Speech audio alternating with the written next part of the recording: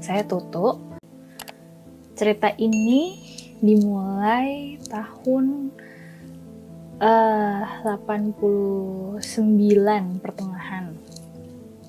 Jadi waktu ibu saya manggil mama, waktu mama hamil saya 6 bulan, mama tuh sempat ngerasa sakit kepala yang sakit banget. Terus karena dia udah gak tahan, akhirnya mama minum salah satu obat sakit kepala yang biasa kita beli di warung. Nah, abis dia minum obat tersebut, sakit kepalanya hilang. Tapi aku yang biasa aktif di kandungan, tiba-tiba gak aktif lagi.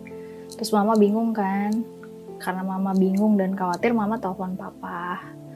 Terus papa bilang ya udah nanti saya pulang kita pergi ke dokter ya. Nah sore papa pulang, pergilah ke dokter kandungan. Nah setelah diceritakan, terus dicek sama dokter kandungan, dokter akhirnya nyampein kabar tidak baik kepada mama sama papa.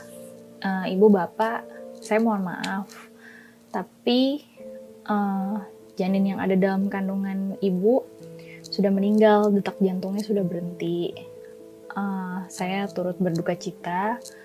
Besok jam 7:30 pagi kembali ke sini. Nanti saya kuret untuk saya keluarkan bayinya dalam kandungan. Terus mama papa yang pulang dengan perasaan sedih, berusaha untuk ngelakuin aktivitas kayak biasanya, walaupun ya akhirnya jadi lebih banyak diem daripada ngobrol. Terus papa cuman ambil air wudhu, sholat, terus tidur, terbangun lagi tengah malam, sholat tahajud, tidur lagi. Sampai papa tuh bangun, sholat subuh sekitar jam 4. Terus habis sholat subuh, papa jalan ke kasur ngeliat mama masih tidur. Terus papa tuh pegang perutnya mama yang lagi hamil aku. Terus papa ngomong gini, "Nak, kalau emang kehendak Allah kamu pergi, bapak ikhlas. Tapi pergi dengan baik. Tapi kalau kamu masih hidup, tolong jangan bikin bapak kepikiran. Tolong kamu gerak ya nak." Nah di kata terakhir, tolong kamu gerak ya nak, saking udah sedihnya papa nangis. Begitu air matanya jatuh ke perut mama, tiba-tiba perut mama tuh kayak ger gitu, kayak bergetar gitu sampai mama kebangun. Terus papa kaget tapi masih pegang perut mama. Tiba-tiba di tangan papa itu masih ada kayak ada gerakan aku lagi nendang, terus papa pindahin posisi tangannya, masih ada gerakan aku yang nendang. Papa kaget kan gitu. Terus mama bilang, "Papa gerak lagi pak." Tuh, yaudah kita ke dokter lagi ya. Terus papa mama siap-siap berangkat ke dokter lebih pagi. Terus sampai di rumah sakit, terus papa mama cerita kejadian pagi. Terus sempet dokter cek semuanya. Dokter bilang, "Bapak sama ibu udah ngelakuin apa?" Terus papa nanya, "Emang kenapa dok?" gitu. "Bapak tahu, anak bapak nih detak jantungnya ada lagi. Anak bapak hidup lagi." Tuh, papa yang agak lega terus bilang ke dokter, "Saya cuma berdoa sama Gusti Allah dok." Terus dokter bilang, "Berarti ini udah keajaiban Tuhan ya."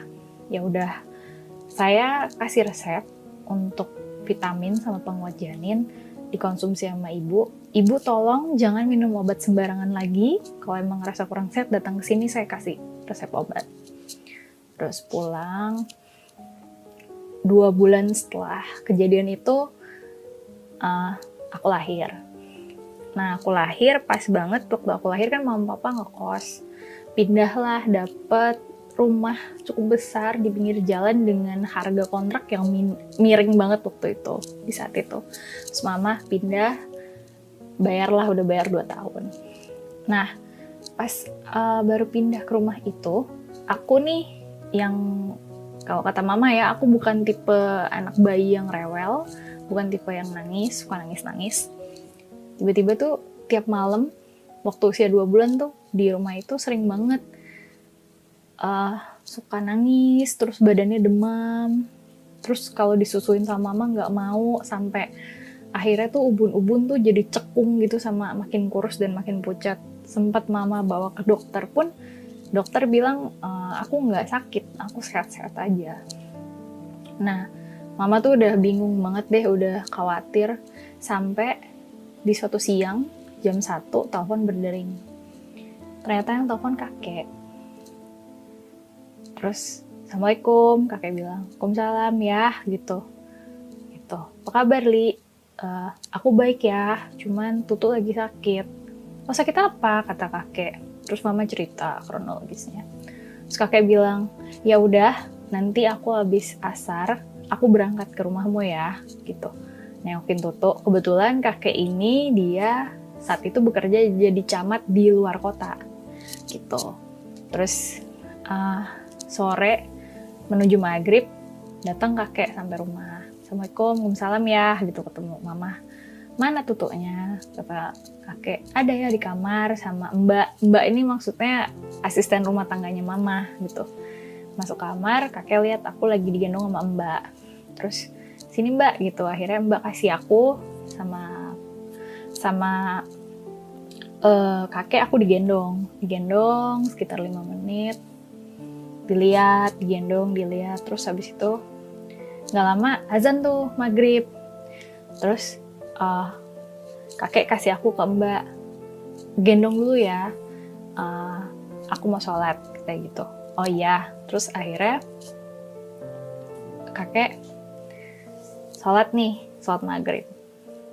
Selesai sholat maghrib, kakek pamit ke mama, ayah mau pergi dulu ya ke pasar sebentar. Mama bingung dong, karena habis maghrib kan pergi ke pasar. Tanya mama, ayah mau ngapain pergi ke pasar ya? Ada urusan lah, kata kakek sambil senyum tipis. Pergilah kakek ke pasar. Setengah jam kemudian kakek balik nih, bawa 1 bungkusan, nggak tahu isinya apa. Terus dia mulai ngeluarin isinya. Dia mulai ngeluarin isinya di kamar akunya lagi tidur di situ. Terus dia ngejahit sesuatu kayak kain kecil gitu warna hitam. Sambil dia jahit, mama bawain teh nih buat kakek. Terus kakek nanya ke mama, kamu kenapa pindah ke rumah ini? Loh kenapa emang ya? Kata mama. Udah pindah lah, jangan tinggal di sini, kata kakek. Ya ini rumah murah loh biaya kontraknya, aku udah bayar 2 tahun, kata mama. Yaudah ntar ayah bantu, udah yang penting cepet keluar ya, gitu. Terus dia tanya sama mama, di sini ada tukang nggak? Tukang jualan. Tukang jualan apa ya? Kata mama. Tukang jualan yang suka berhenti, duduk untuk istirahat di bawah pohon atau di saung balai-balai gitu. Terus mama diem kan, nginget-nginget. Terus mama bilang, oh ada ya, gitu. Mama udah inget. Ada ya tukang kasur kapuk, kata dia. Sering tuh dia kalau pagi berhenti di pohon sana sambil nunjuk gitu. Berhenti di pohon sana, duduk dia kayak istirahat, ngaso gitu. Oh gitu, biasanya datang jam berapa? Tanya kakek. Jam 10 kok nggak salah, gue bilang gitu. Ya udah, ayah nginep sini ya. Besok kalau dia udah datang kasih tahu ayah. Oh iya ya. Nah terus habis itu kakek makan, sholat, habis itu kakek istirahat. Besok pagi abis sholat subuh, abis sarapan, kakek gendong aku sambil duduk di kursi di ruang tamu. Menjelang jam 10, mama ngintip ke jendela. Terus dilihat dari jendela ada tukang kasur kapuk yang mama bilang itu lagi baru banget sampai mau duduk di bawah pohon situ. Terus mama bilang ke kakek, ya udah datang tuh ya. Oh mana? Kakek langsung berdiri dari duduknya tadi. Terus dia lihat di jendela. Dari jendela tuh kelihatan si tukang kasur kapuknya tuh lagi duduk. Posisinya duduk kayak orang duduk biasa. duduk manjangin kaki karena dia duduk di tanah gitu, terus nyender ke pohon, matanya merem kayak orang tidur gitu, sambil mulutnya tuh kayak gerak-gerak gitu. Terus kakek bilang, ya udah bukain pintu, ayah mau keluar, mau samperin dia gitu. Oh iya, mama masih bingung tuh. Terus mama bukain pintu, bukain pagar, kakek jalan, mama ngikutin dari belakang karena mama pengen tahu. Sampai udah di deket si tukang kapuk itu, kakek tiba-tiba negor dengan ramah, lagi istirahat pak, bilang gitu. Terus tukang kapuk tadi tiba-tiba langsung melek kakek, terus tiba-tiba ekspresi mukanya tuh berubah kayak takut gitu. Terus jawabnya dengan terbata-bata, iya pak. Terus kakek nanya, lihat deh ini cucu saya, sambil nunjukin saya yang lagi digendong. Tuh, cantik nggak cucu saya? Dia tanya ke tukang kapuk. Tukang kapuk sambil dengan masih muka yang takut. Terus agak pucat mukanya, keringet dingin, dia bilang, iya pak, cantik pak. Terus kakek tanya lagi, mau gendong nggak pak? Nah, tukang kapuknya bilang, enggak pak, jangan, saya keringetan, terus saya kotor, kena debu abis naik sepeda. Terus kakek bilang, gendong aja pak, nggak apa-apa.